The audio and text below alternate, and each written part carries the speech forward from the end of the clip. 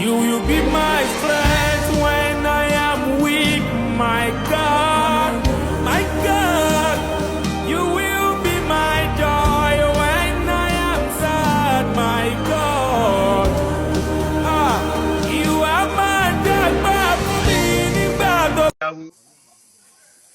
Now, gentle the Yahoo, they talk to you. That gentle way that they look for. See, I'm here. One are they try to kill? Then give you food. Now be gentle the Yahoo give you food to eat now. Now the food you are going. Now the food of gentle killer.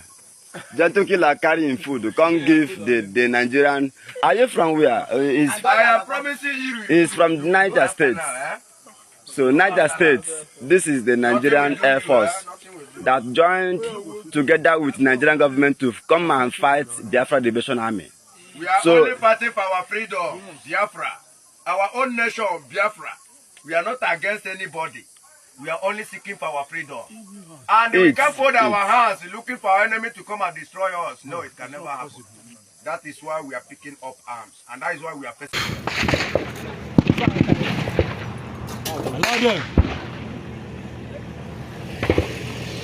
Allow them to fire, don't watch.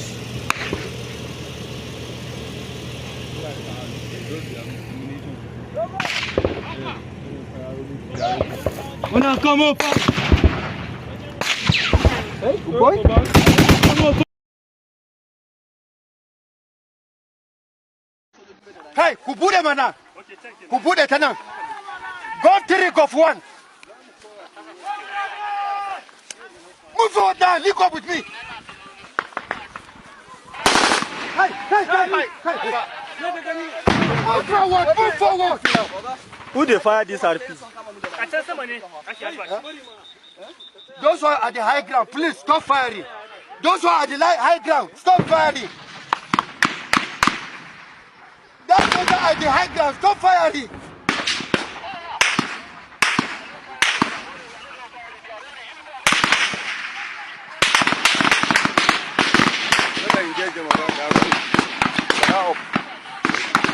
They can just do it.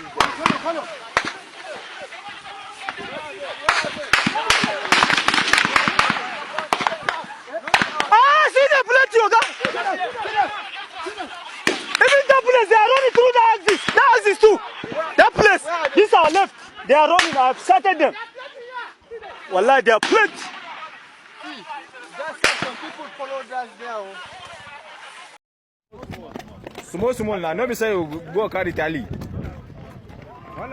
Small ka ba hankali ba ai dole sai kai gudu nan ba. Ya ne? Ya kai lan iska. Ya go plan ko. Ambiya gaye. Ya.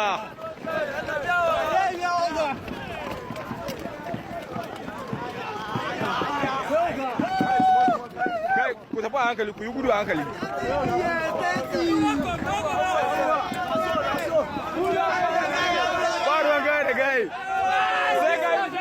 Continues this how people are going to continue to leave their communities and their house in Okigwe to be precise. What's your take, Asigazi? Yes, good morning, good afternoon, good evening, good night, wherever you're watching us from. I remain one and the only the Biafran evangelist. My beloved brother, I must be sincere and I must be truthful to you. This is not the second civil war, but this is the third civil war. How do I mean by saying this? The first one took place in 1967, which ended up in 1970.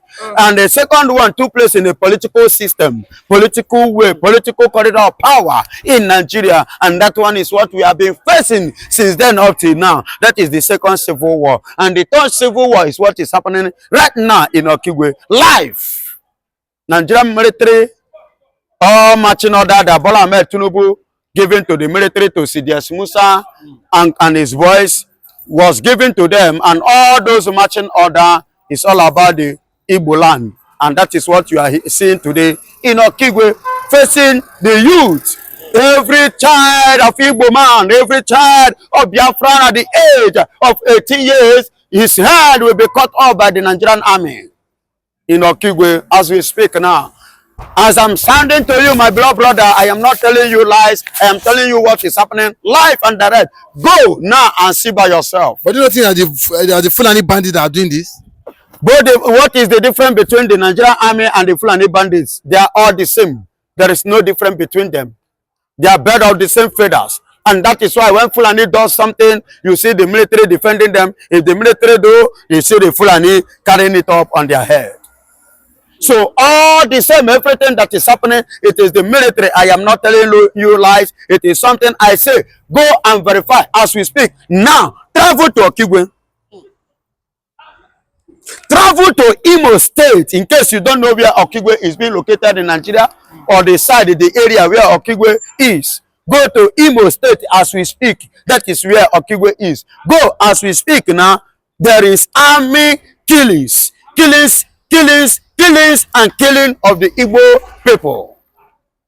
Igbo youths are dying on the daily basis in mass. They are cutting and removing their heads by the Nigerian military.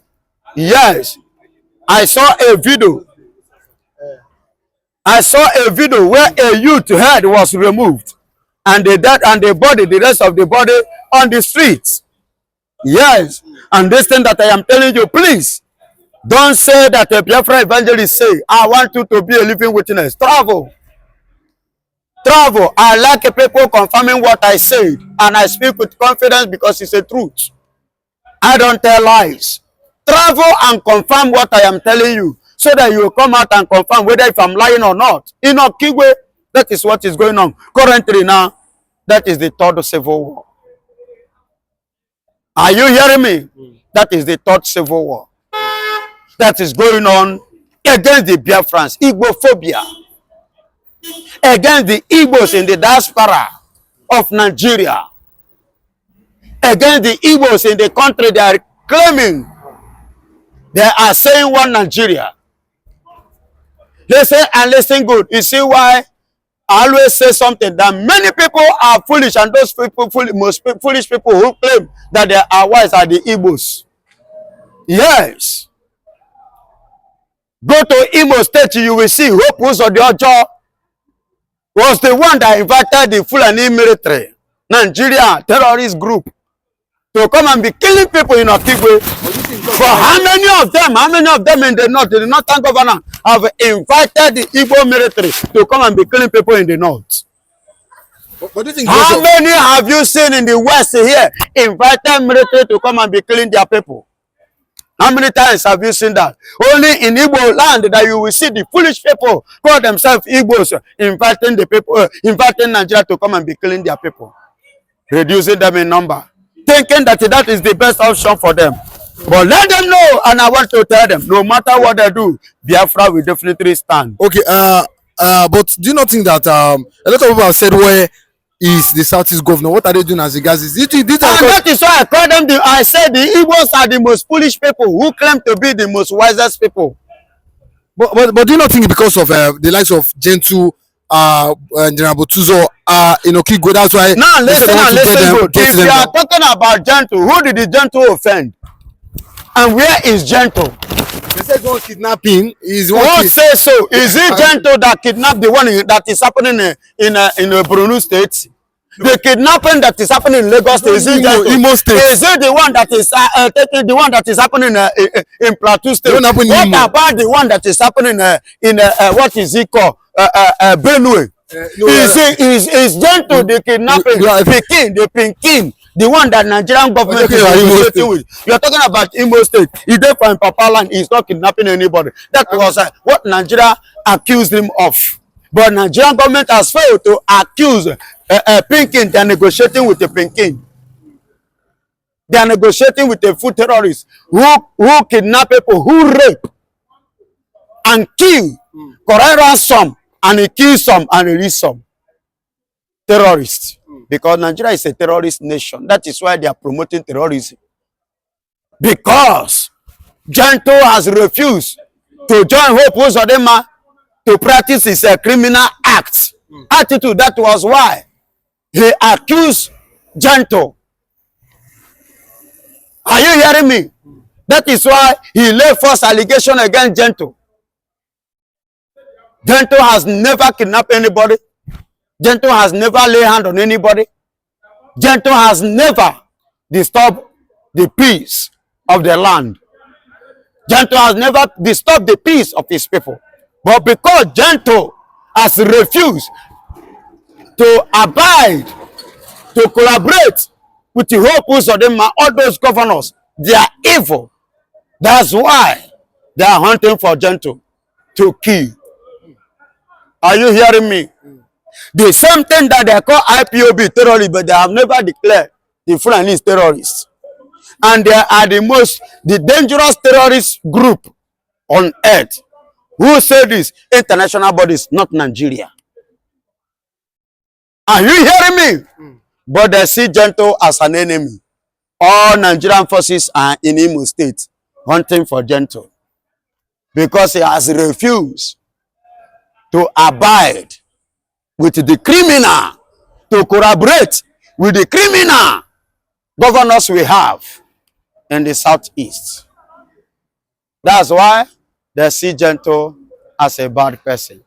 But let me tell you, no matter what the plan may be, the Chuko Kikabiama, of which every man step on the ground here, on earth, so far you march on the earth, God will continue to protect and to secure Gento wherever he is. He will remain unstoppable. He will remain untouchable. He will remain undestroyable. He will remain unkillable.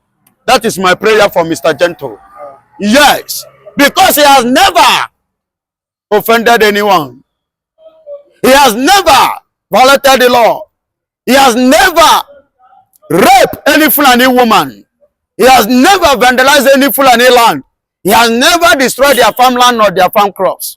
He has never kidnapped Fulani and collect their money. Rather, it is the Fulanis that are doing this in Igbo land. It is the Fulanis that are doing this in Nigeria. It is the Fulanis that committed, you can see in Plateau. You can see in Borno. As we speak now, so many villages in Borno, villagers are running to Cameroon for safety.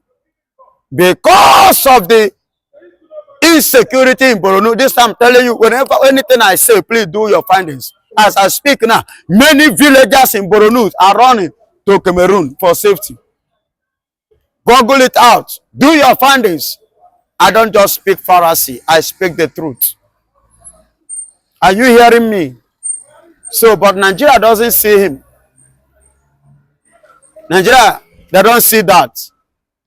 But it's Gento. Is their problem. Because he has refused to be used by the governors in the southeast. Just the same way the governors in the north, the politicians in the north are using Tuji Belu. That was how they want to be using Gento, and Gento refused. You see where the problem started. You see where the problem comes from. Gento and Mr. Butuzo. But by the way, do you know Butuzo? If you see Butuzo now, do you know him? Yes. You know him? Then why then? Why are they pursuing? Why didn't they go? Since they know him, let them go and pick him now. Because I don't know Butuzo. Yes. Yes. That means all these things are propaganda. They are not real. They just want to use all those. See, excuse me. Let me tell you. I want to speak on a quote now. And this quote was made by the late Sani Abacha, the former president of Nigeria. He said any insurgency that passes 24 hours, that the government is aware of it. That is to tell you that the government of Imo State knows what is going on in Imo State. And if Nigeria is a country to be trusted, country that is working, they should hold who of them are responsible for everything that happens in Imo State. Anything that goes on in Imo State, who of them are should be held responsible. In short, if you think I don't know what I'm saying, I dare you to come and pick me, and I'll prove it to you, not based on newspaper headings, based on reality, that some of these corrupt military officers and some of these corrupt politicians are sending a bunch of demoralized soldiers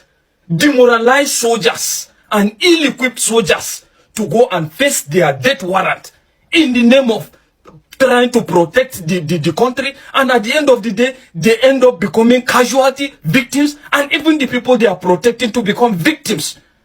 Are you trying to tell me that a lot of the generals are not aware that some of the allowances of these men, these soldiers, are still not being paid? A lot of the provisions that are enshrined in what is supposed to guide their conduct, their provisions, is not being paid?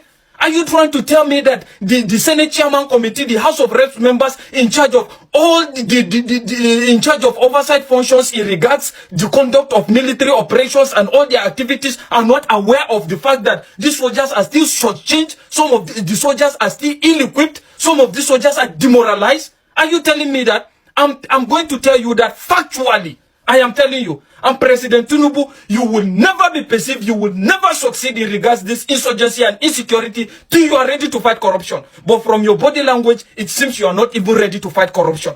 What are you telling me? Let's look at it now. When was the last time?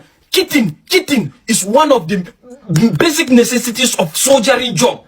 When was the last time issues were distributed? According to the provisions, these kittens are supposed to, the uniforms, the boot or whatever, are supposed to be distributed biannually.